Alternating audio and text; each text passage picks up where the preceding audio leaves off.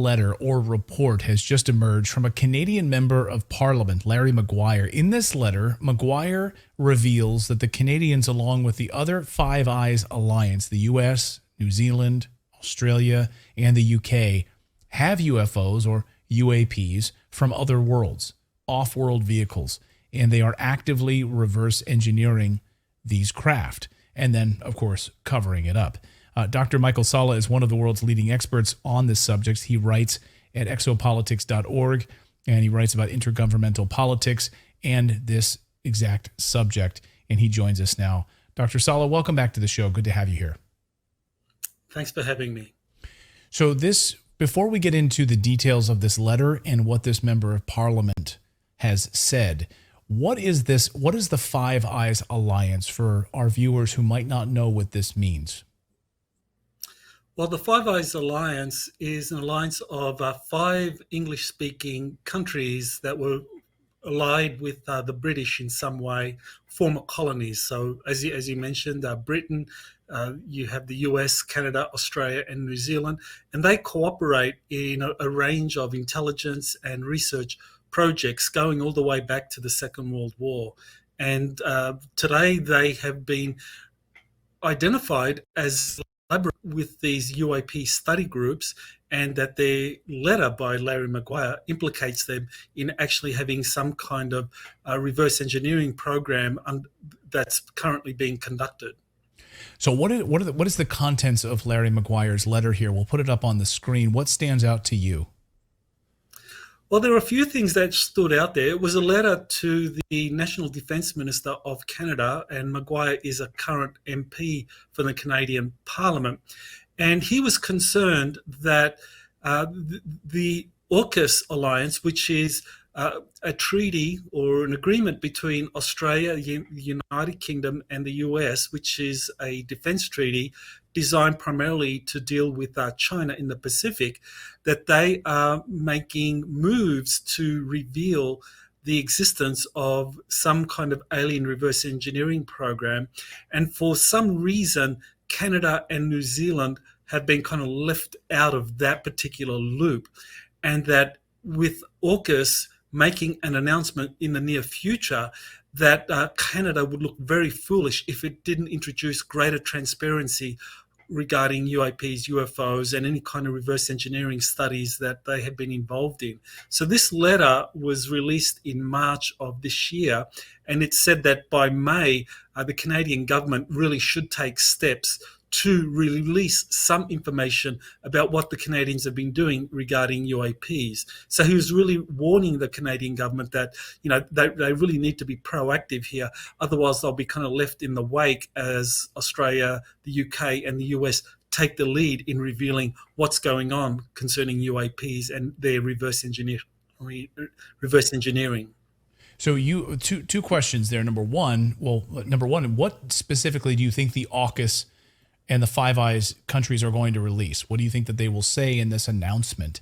And number two, what has Canada been doing that they feel maybe they should be a part of this conversation and at the table, otherwise they might be left in the lurch?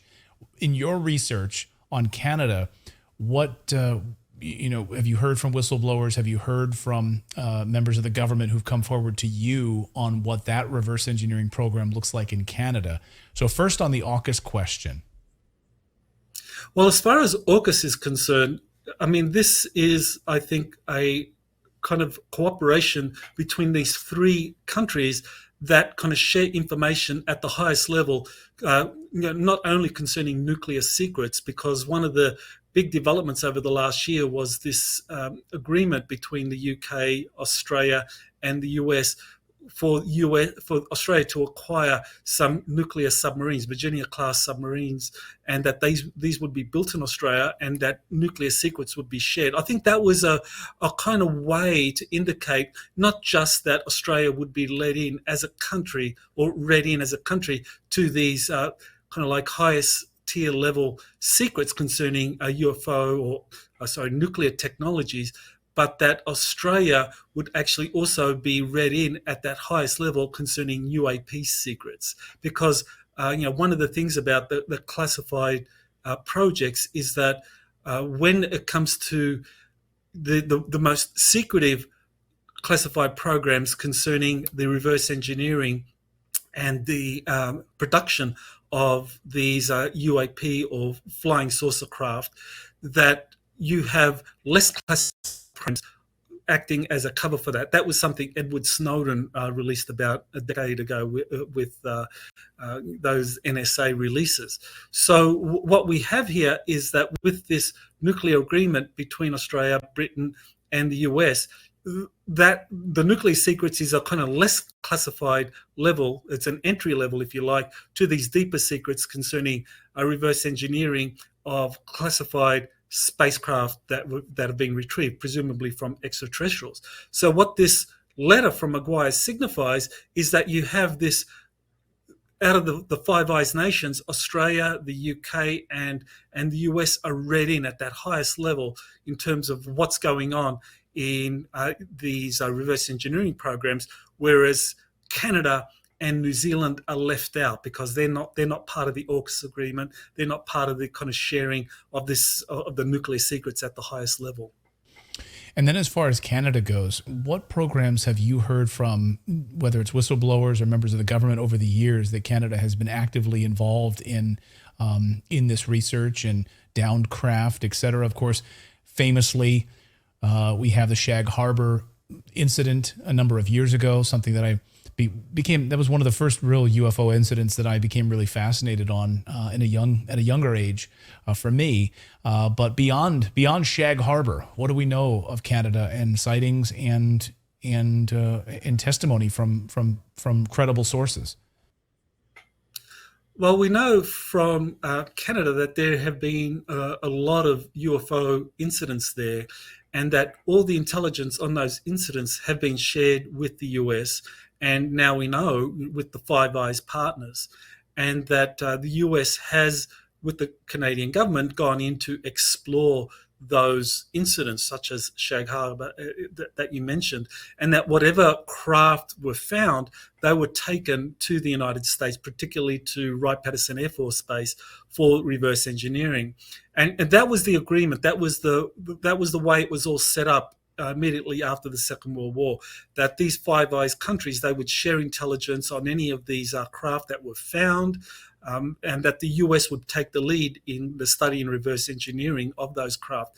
But later on in the 1960s, after the fallout from the Kennedy assassination, with the passage of Freedom of Information Act legislation in the US, these projects began to be kind of shared between the different Five Eyes nations. So you would have like Australia, Canada, Britain, like taking a greater role in kind of like some of the follow-on of the study of these projects. And now we know from this Maguire letter that Australia, Britain, and the US are sharing the reverse engineering data on how to build these technologies. So I think, for example, that the agreement that was reached between Australia, the US, and the UK on those on building nuclear technologies, that was the cover for this particular program, where some of these craft, these reverse engineered craft, whether we're talking flying saucer-shaped craft or flying triangle-shaped craft, that these are now being built in Australia, and Australia is going to be developing an indigenous kind of like space program, secret space program. Do you believe that, your reporting on this has been amazing, and of course, going back to Admiral Byrd in Antarctica, and of course what happened in Antarctica with the secret space program and the building and reverse engineering of craft from the Germans after World War II. There's a lot of people think that, the end of the Third Reich, and that was the end of it. Aren't fully aware, or aren't brought up to speed on the fact that the Germans actually, a large portion of the production was moved to Antarctica, as you've reported, and many others have now come forward and reported as well. So this production of reverse engineering of craft, which a lot of it takes place in Antarctica, has a lot of that moved away from there now or towards Australia and other places, or is a lot of it still happening in Antarctica? Yes, well, what happened in Antarctica is a big key to understanding what has really been this race between all the major nations in terms of finding, studying, reverse engineering and putting into action whatever kind of craft that they've found around the world. And the Germans did send a significant contingent down to Antarctica, and that they were able to survive the end of the Second World War. They were able to deal with successive attacks by the British military in 1946 and then by the US Navy in 1947. The two successive Antarctic summers after the Second World War, and after those attacks were successfully defeated, where the Germans down there were able to put into operation their reverse engineered flying saucer craft. So they actually built these things in the 1940s and defeated the best aircraft that the Navy had that was sent against them in Antarctica. And so after that, agreements were reached between the Germans and the Americans. That's the background behind Operation Paperclip. And the Germans were a key role in helping reverse engineer these technologies that were being found all over the world and being taken to places like Wright-Patterson Air Force Base for study, and to various facilities around the United States. So what's happened is that more and more of the production of these craft has been shifted out of the United States into Five Eyes countries like the UK, like Australia. And what Australia offers is a vast continent, which with a very small population. And so you can have very large facilities there built in places like Pine Gap in Australia and other areas in Australia where virtually no one knows what's going on. And it's because it's thousands of miles from the largest metropolitan areas, you can have production of vast fleets of spacecraft. So I think that's what's happening, that Australia has been chosen to host the production of a lot of these reverse engineered spacecraft, and that what's happening in Antarctica, a lot of the facilities down there continue to exist. They continue to be used by various corporations, but more and more of that is being shifted into Australia, because now Australia has a lot of advantages over Antarctica, because it's much more accessible. It's in a friendly country where legislation can be passed to prevent kind of external or third countries from coming in particular China. Whereas in Antarctica, the big problem is China is building bases all over Antarctica. And so the more of these reverse engineering facilities remain hidden in Antarctica, the more likely China is going to be able to build bases on the surface and kind of like find out what's going on down there. Fascinating. I mean, to me, the Antarctica piece of this is so fascinating, and you write about it extensively in your book on Antarctica. But it's not just you, of course. We know Admiral Byrd, who went down there with a large Navy contingent to, I don't know, to attack the remnants of the Third Reich in 1947. Most Americans have no idea that actually happened. It's all very public. People can look at these documents everywhere, right? And he spoke about this in the Chilean newspaper, his interviews in the Chilean newspapers as well, about what he saw there. This is an admiral talking about what happened there. Well, that's exactly right. The Chilean newspapers, I mean, that's always been cited extensively as, one of the strongest pieces of evidence that this battle in Antarctica really did happen. There was also documents and testimonies released after the fall of the Soviet Union, that there was a battle in Antarctica, and that the Soviets learned about this battle, that they actually cited some Navy seamen who reported about these flying saucers coming out of the ocean and just attacking the ships, and of course the aircraft that was launched by the Philippine Sea and whatever other aircraft carriers were in the vicinity, and those were being destroyed. So those are kind of public records. We also know from former Navy personnel such as William Tompkins, who actually was part of a Navy espionage program out of Naval Air Station San Diego from 1942 up until 1945, that he said that the Navy were receiving briefings from spies that were embedded in top aerospace or aviation companies in Nazi Germany, that the Germans had relocated a lot of their equipment and resources to Antarctica because they knew that the Third Reich was doomed, and so that they were relocating things, and so that the Navy was already cognizant of that during the Second World War, and after the war was over, then they would kind of send people down there to find out. So yeah, there's a lot of records showing that that Antarctica was the host of this German contingent down there. And the one for me that kind of really stands out is that under Operation High Jump, there were 3 task forces. I mean, there were 2 naval task forces and an overland task force, and they converged on Queen Maud Land. Senses of that these naval task forces, there was an east, there was a west, and there was a central task force that went around, that circumnavigated Antarctica and would converge opposite Queen Maud Land, which is exactly where Nazi Germany had established its bases prior to the Second World War. Fascinating. I just want to get you out of here on this because I see this comment and it kind of rises to the level for me. This is just a personal aside. I just want to say this, Doctor.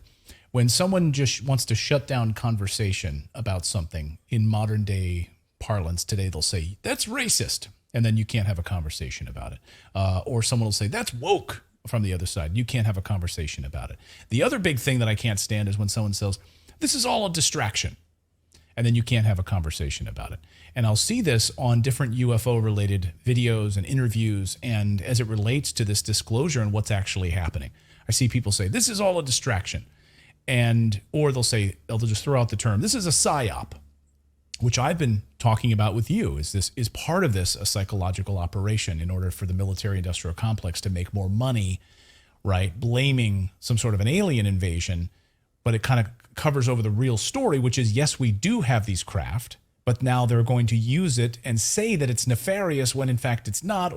So that part of it really bothers me, that it's a distraction.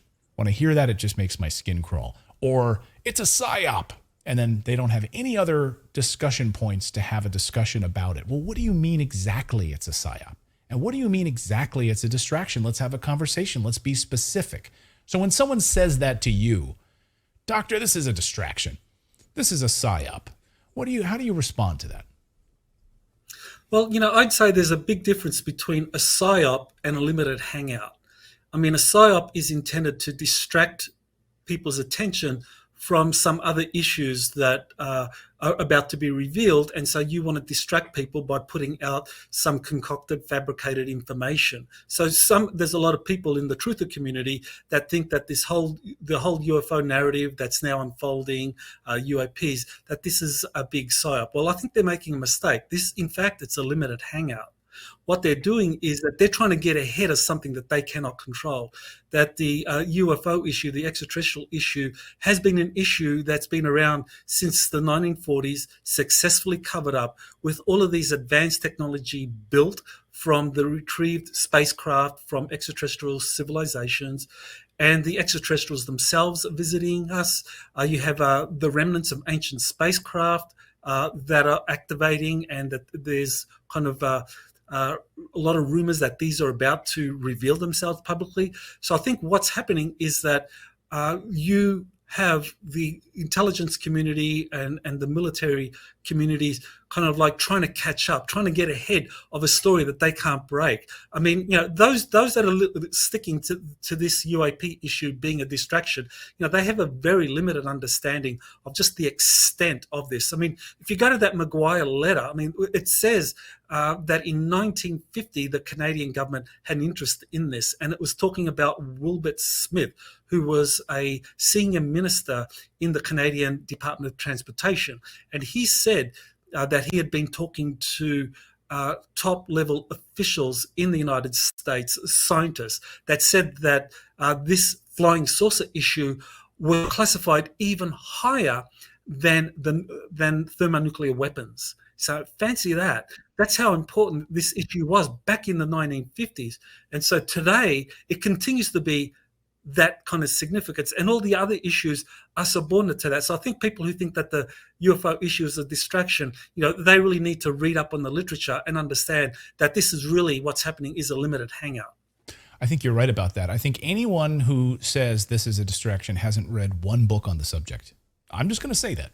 Maybe I'm wrong. Maybe they've read 30 books on it. If they have read 30 books on it and they still think it's a distraction, I would be shocked. But chances are they haven't read any of the literature on it. They haven't read any of the reports on it. And there's plenty of really great places to start. I mean, even beyond your books, if someone thinks it's a distraction, what's one or two books that you would recommend someone start with to educate themselves on this subject? Well, when it comes to Antarctica, I'd definitely recommend my book, Antarctica's Hidden History.